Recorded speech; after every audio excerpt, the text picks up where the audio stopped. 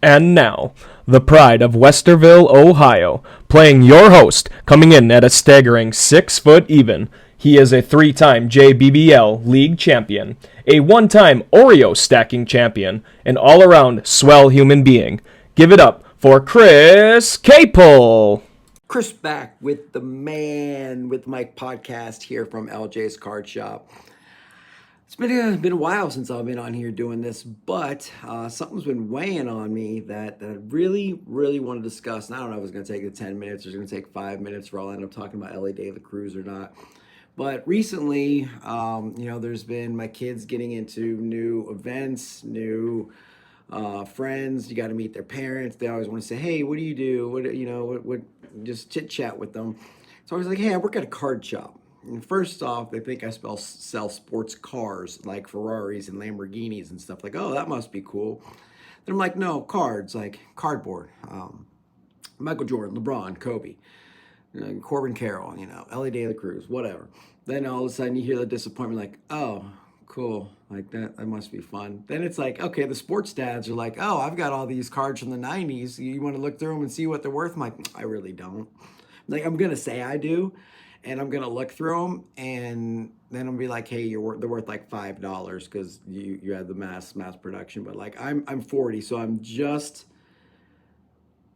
too old to have collected, the early 80s, late 70s, I'm just too young for that, just too old to have done like LeBron and Kobe and get into the Pokemon first editions and stuff like that. Starting to get into it now, but didn't when I was a child.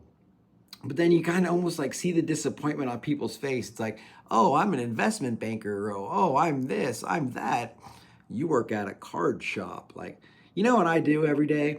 I get up in the morning and I go to a job that I absolutely love. The happiness factor in my life cannot possibly have a dollar sign on it. The last job I had, I went and sat in the parking lot for like 15 minutes before work every day, contemplating just driving home. It was that stressful. I hated it that much.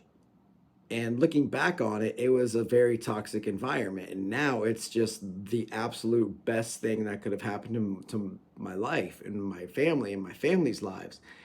And it's like, I get to go into work today, or I can work from home today, or, I'm looking at Michael Jordan's golf bag right now out this window. Like, what comes across your desk every day? It's not every day you get Michael Jordan's actual golf bag that he used in a lot of events. Like, I get to hang out. Like, my job is social media and marketing, brand expansion.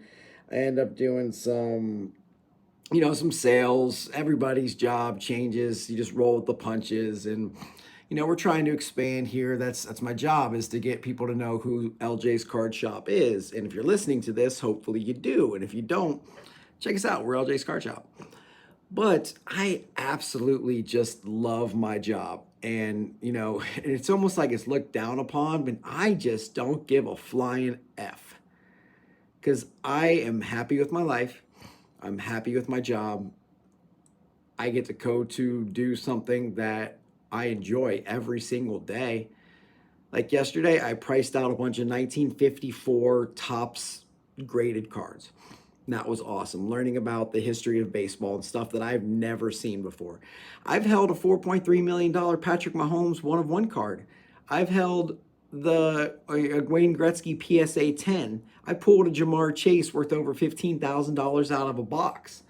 I mean, yeah, they belong to the company, but still, I get to hang out with this stuff. Like, we've got a Willie Mays chair over there. It's almost to the point where, like, you're opening a box, and if you don't hit the hottest of hot, you're disappointed, because that's the kind of stuff it is. But for me, it doesn't go that way, and it gets back to collecting what you love. Like, my wife really likes these Gilded Age cards. We went through a bunch of them last night because she's started. I work here, I sell on eBay all the time, and so she recently quit her job to stay at home and be mom and wife, which I absolutely support and love. And so, bring in a couple extra dollars. She's been selling my stuff on eBay. So then we went through the Gilded Age cards last night, and we're just finding out how cool they are and what they're worth. A piece of Walt Whitman's hair She's the Girl Scout leader for my daughter's troop. So she found there's a card of the very first lady who founded the Girl Scouts, and that's what she likes and what she wanted to collect. Like she's got a Joey Votto PC, a Yasiel Puig PC. I've spoken before. My daughter collects Jesse Winker. So if you're listening to this and you have any Jesse Winker cards that aren't worth anything and you want to send them to a little girl who's 7 who collects them, let me know. My son collects Cooper Cup because his name's Cooper. But it's the hobby that brings people together. And I got to tell a story of what happened because I was part of it. Kyle Wobler, I can never say his name right. Mr. K Dub was playing in a basketball tournament. He lives out in Washington, a rural area. Tore his Achilles like a month ago. Super down on himself, you know. He is the nicest, most positive human being I think who has lived since, you know, that 33-year-old guy was hung up on a cross. But Kyle had to have surgery, was down. He's a teacher. He's making an impact in other people's lives. People have come together to like, his doctor's appointments are 2.5 hours away to provide meal trains and transportation for him. And I was part of a group that sent him an old school Seattle Supersonics Gary Payton jersey. He does live videos. Follow him. He's on Dizzy Dub on YouTube, and he makes a lot of cool videos about how you hobby and the way he hobbies and just whatever. It's a cool little thing. He does the Mr. K Dubs high fives, which I've been on, our owner's been on. I've been on myself as like Gold Line Cards, which is me, Chris, not just Chris from LJ's. And so it's just amazing to see the hobby come together to help people out. I think I've said it before, like last year, my buddy Will, he goes by Employee 84. Him and I put together, you know, a group that bought someone a motorized wheelchair that they needed. We've helped out Kelly's Cards in a time of need. People have helped me out in a time of need. It's the hobby coming together to help each other. You know, Eric Hecker in the Rack of the Day, we've spoke about many times. Now my dude Mello from Autograph, him and Insane are getting into racks and Rack of the Days, and just this group of binding together. Like people send, you know, my buddy Garrett's kid, Harrison Butker and Whit Merrifield cards. You know, they're worth like $3, but wouldn't you rather make like a 12-year-old super happy and want to be part of the next generation of collectors, which I talked about last time, just by giving them like $3 card to make someone super happy? I mean, you see these cards where my son will open up a pack and hit a 5-cent Joey Votto, and he'll parade it around the house like, oh, Joey Votto, no way. And that's just the coolest. Or you go to your LCS and they know my kids what they collect, and they'll have like a stack sitting there of Blue Jackets or Reds cards or football cards or something. They just give to them and make them so happy. And that's just, man, it's not hard to be a good person. It's not hard to make someone else's day. It's not hard to just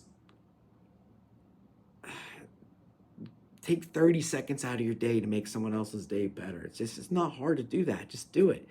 You know, it's the LJ's way too, is just giving back to the community, being a good person, in hobby in the right way. Like, we'll never take advantage of you. We'll never scam. If we make a mistake, hey, we're human. Mistakes happen. We'll fix it.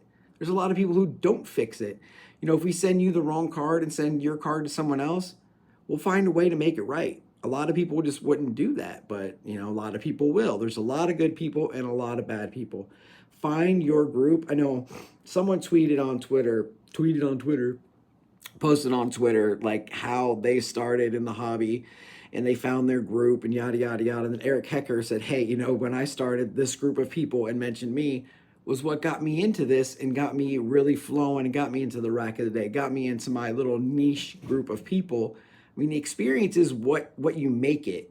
Your online social presence is what you make it. You don't like something or somebody, there's a block button, there's a mute button. You don't have to interact with these people. You just don't. Like, your experience is what you make it. I surround myself with good people who are doing good things. Even on my little bracelets, it's hashtag GPD, you know, good people doing good things, the acronym for it. And it's just incredible. I'm not even sure what I started talking about at the beginning of this podcast because I just go on so many tangents. But hobby your way. Have a great time doing it. If you're not enjoying it anymore, What are you doing here? You don't need to go out and spend $700 on a hobby box. You can go out and buy Bishop Sankey cards. You can buy. I like Brandon Marshall from the Denver Broncos. They're like $3 for an autograph. You can go out and buy Jake Cutlers. You can buy Grayson Allen. I saw my buddy Troy's got one for sale. It's just you don't have to break the bank to have a good time in the sports cards industry. That's it for Man with the Mic. I rambled on. I hope you enjoyed some and you listened to some. Hopefully, we'll see you at the National. Come find me. I'm Chris from LJ's.